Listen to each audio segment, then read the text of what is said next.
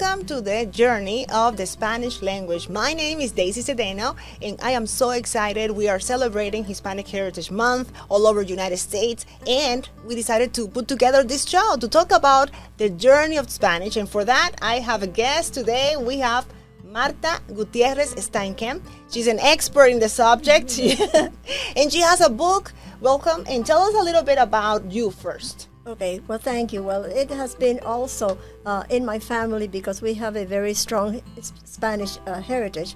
My father's family from the north of Spain, and my grandfather, that I knew also was Spanish. And so it's been always a tradition in my family to acknowledge the Hispanic heritage. And so I have grown that way. And also to acknowledge and pursue proficiency in the Spanish language as well. Exactly. So how everything started for you? You have a book that you can find in Amazon and in Spanish and English. Yes. What is the name of the book again? Spain, the Forgotten Alliance, Independence of the United States. And how, because you grew up, in Spanish culture from, your family was from Spain, but how did you decide, okay, I'm going to create this book? Well, for a reason that's really very interesting, it was for me too, because I teach curriculum for teachers. And in doing so, I teach several subjects. I teach arts, I do preservation, and I teach history. And when I was one time talking about this special connection between Spain and the United States, and I say Spain financed the independence of the United States. Mm-hmm. Well, this teacher says, very nice lady, says to me, well, I never heard of that, but I think that because you're Spanish, you like to tell that story. And I said, well, that's not a story. Wow. Yeah, I said that is really true. A teacher, not a regular. No, a teacher. Never heard of that, and I'm telling that story. So I went ahead and contacted my friends at the Library of Congress, and I explained what happened. I said, what's going on here? Nobody knows this. And so they recommended that they said, Martha, you write a book, a small book, not more than 200 pages, a book that people can take in the metro, but more importantly, a book written at the 6th grade level. Why? Because 6th grade is the level that newspapers are written. Why?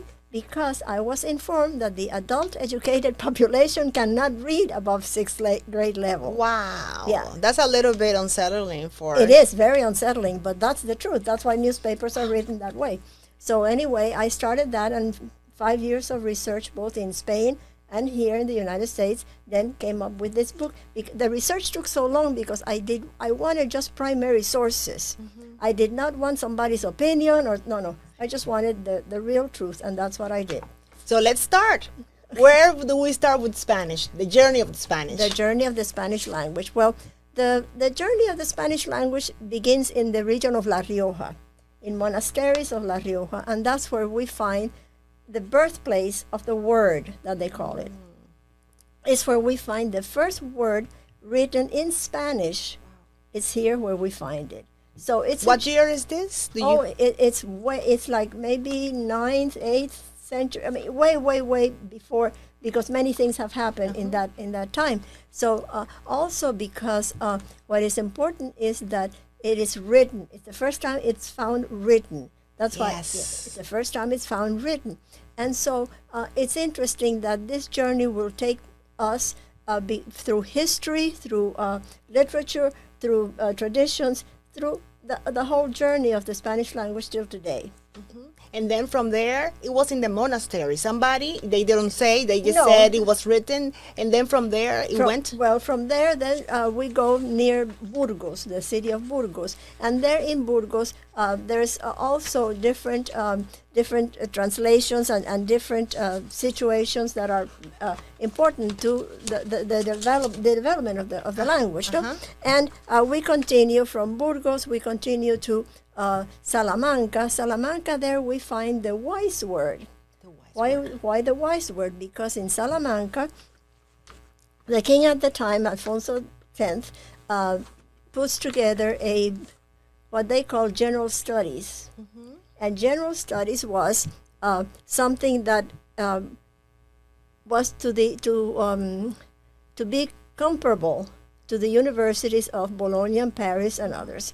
And so, the quality of what this is produced, it's really very important because Exactly. yeah, because that's how things are developed that are correct. And so anyway, they In Salamanca, this is what happened. in Salamanca, the king and these wise men that were there developed what they call tablas alfonsinas, tables, Alphonsine tables.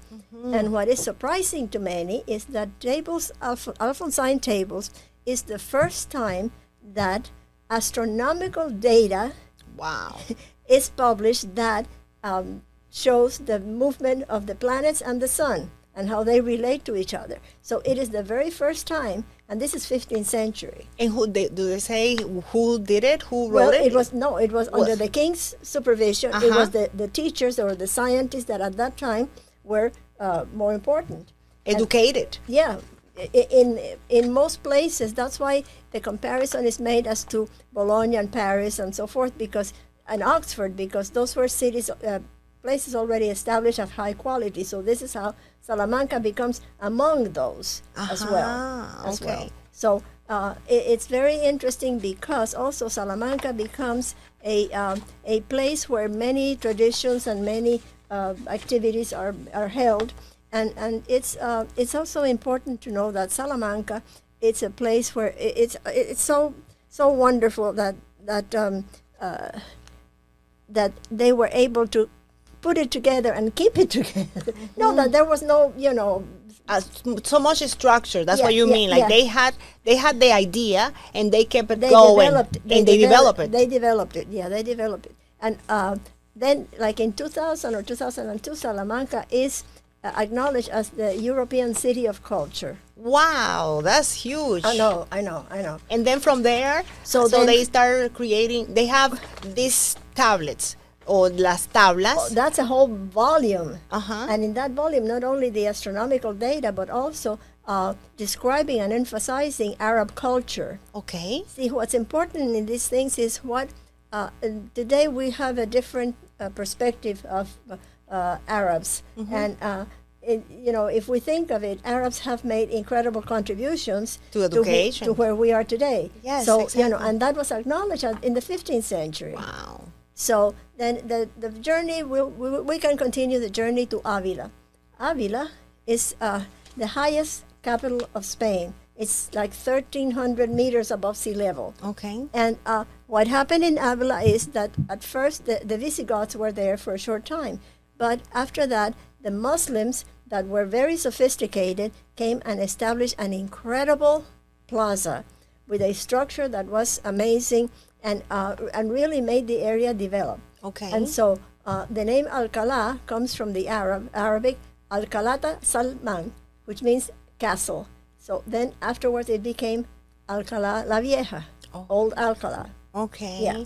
¿Castilla viene de esto? No. Not yet. No. This is not in the journey. Not in the journey. No, It's not- because they call it castellano. Sí, So, bueno, más que todo por Castilla. In English? Por Castilla. Oh, sorry. More or less because of Castilla. But really it's Spanish because it's Spain. So it's kind of like a mix. exactly. Very interesting. How did they came up with that? So, that what happened with the Arabics and that structure that they created? Well, no. Then, of course, the Christians came and reconquest, the Christian reconquest. And so in doing so, then there's gentlemen from León and from Galicia and from Asturias that come to make sure that the borders are preserved. And it creates a very interesting and compact situation.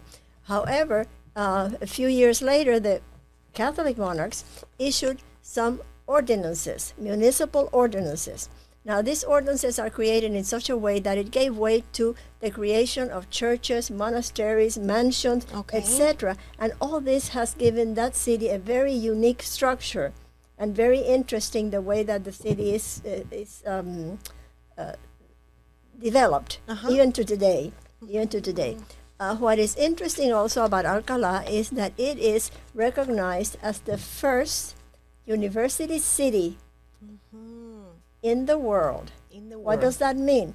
You go to Boston and you see Boston and Boston University, the city, and okay. This Alcalá, you see the university in Alcalá, right there. And it's the first time that there are students that live and study in the same place. Oh, wow. In Alcalá de Henares, yeah. Okay, and one of the things that I mean, when we go back to history, one of the things that we have from Spain is the discovery of the America. Well, that happens also. that had like a before and after for Yeah. the world. Yeah, before and after, and the world. Yes, what happens is that in many cases, the Catholic Church has had a lot to do, good and bad, like everything else, with what happened with Spain and with what happened with the territories. Uh-huh. And one of the things that happened was that the very well-educated men of the time got together and decided who was going to give permission for Columbus to come to these territories that were unknown. Exactly. We know that Queen Isabel gave the money, but that wasn't enough. There has to be an author, like today, everybody has to authorize everything. Exactly. So it has to be authorized. And so they authorized for Columbus to come. And there we were. So we're going to, in 1492, not only is he traveling, but also the first book, if you will, of Spanish grammar is published. And it is considered like the magic of the printing world, because nobody had done that with another language. Exactly. So it's very interesting to have that. Uh-huh. And then when Columbus comes, and, well, nobody speaks Spanish but Columbus and his people. Yes. Because they do find incredible civilizations like the Maya, the Inca, the Aztec, and the Greeks here in the United States. But everybody has their own language. Although very advanced, all these people had alphabets and writings in their own language. Exactly. When the Spanish arrived, as happens all the time through time, interpreters start to flourish and learning each other's language. So eventually what happens is that all these people that before could not communicate with each other now communicate with everybody. Oh, wow. Because Spanish, that's where we call it the universal word, because it's all over. Everybody can speak it. And that was the advantage, if nothing else, that was one of the Wow. advantages that bringing the language had to, for everybody else. For the people that tune in, just now we're talking about the journey of Spanish. We're celebrating the Hispanic culture, not only the culture and the customs and everything that comes with it, but also el español, the Spanish language, the journey. And before you keep going, I want to address one of the most important books that has to do with Spanish, with El Quijote de la Mancha. Tell us a little bit about that, because I think maybe that was before it was. It doesn't matter when it was. What is important about El Quijote is that one of the first books of El Quijote is in George Washington's library at Mount Vernon. And also that Thomas Jefferson, who said that the earliest history of our country is written in Spanish, made his daughters every day spend 20 minutes reading chapters of El Quijote. Wow. So, so it goes back to the very beginning. To the very beginning. And it is important to know that 7.5 million people speak Spanish in the world today. So that's a lot of people. Yeah, that's a lot of people. And it is the only language that continues to grow, as other languages that may be yes or no. But I do want to say something important, that when Spanish came and sort of took over the language, the languages, the native languages, were preserved. And, you still today find Quechua on the internet. Yes. In other words, it's not that they destroyed those languages. It was preserved. And I think that's important for people to know. So Christopher Columbus comes to Americas because Americo Vespucio, and that's another story. How they came up with the name. But they come and they go to different parts of the continent. But they also went to the United States, and Spain was the owner of different territories in the United States. Tell us a little bit about that part. Most of the territory. Yes. There was a point where Spain owned territories from the Atlantic to the Pacific Ocean. Okay. Actually, Spanish explorers went all the way up to Alaska and established a settlement there. So, also important to know when we speak of language that Spanish was the only European language spoken here for 100 years before the pilgrims ever came to visit. Exactly, because they came first. Yes, Yeah, exactly. 100 years, that's a lot of years. That's why Yes. you find the names of cities that are Spanish names of cities, Mm-hmm. the names of roads, so many names of everything that is our Spanish origin, because we were here for like 100 years is a lot of years. And so it is important to know that, particularly the language, that sometimes today some people say, why do we need to learn Spanish? Well, it was the first language in this country for 100 years. Yeah, there's a little friction in Yeah, there for some people. yeah. So they were owners. Spain was the owner of different territories, and little by little they start selling, or they came to a. How did it go to no, that? there were a lot of treaties, you know, Treaties, because exactly. wars that were not wars here, but wars worldwide. You know, there had to be division of territories, and you know, some people wanted to have this, so they would do a treaty, and so and that's how the divisions came. And then the United States wanted to be on their own. They didn't want to be part of England, No. and that's what the book is about. That is Yes. important to understand that part. Yes. That is the reason that the book happened, and also it's important that it is written in English and in Spanish, because most Spanish people also do not know that history, and it is important to know what contribution Spain, because Spain at that time, 18th century, that was the age of splendor, great splendor of the Spanish Armada, which is what the colonies needed to get rid of the English. And so that is what is important to know, that this 18th century is when everything happens, everything comes together, and Spain is able, because they had so much resources from the Americas that were sending, you know, all their resources, gold and silver and whatever. So they had the resources to fund the American Revolution. Let's mention the name of the book again. Okay. You can find it in Amazon, and you can learn more. You can Google, of course. All this information Yes. is everywhere. Yes. Sometimes we just don't know how to look Yeah. for, but it is in the book as well. So Yeah. what is the name of the book again? Spain, the Forgotten Alliance, Independence of the United States. And in Spanish, España, la Alianza Olvidada, Independencia de los Estados Unidos. United States is maybe the country that is most speaking Spanish all over the world. One of them, right? Yeah, one of them.